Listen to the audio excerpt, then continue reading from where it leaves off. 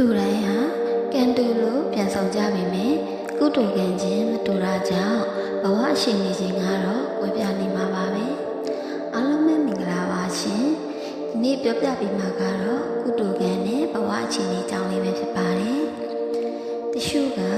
ရွှေလင်မန်းနဲ့အရှင်စေပြီးမွေးဖွားလာကြပါတယ်တချို့ကတော့တနေ့စာအတွက်တနေ့ရုန်းကန်နေကြရပါတယ်ဒါကိုကြည့်ချင်းအပြင်လောကကြီးကမတရားဘူးလို့အဖြစ်တင်မဲ့အစား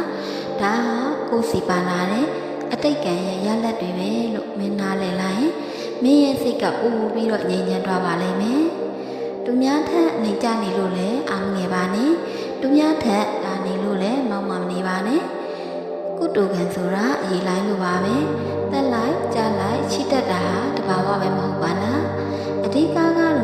လက်ရှိဘဝမှာမင်းဘယ်လောက်ထိဖြူစင်တဲ့စေတနာတွေနဲ့ရှင်းတတ်နေလဲဆိုတာပါပဲ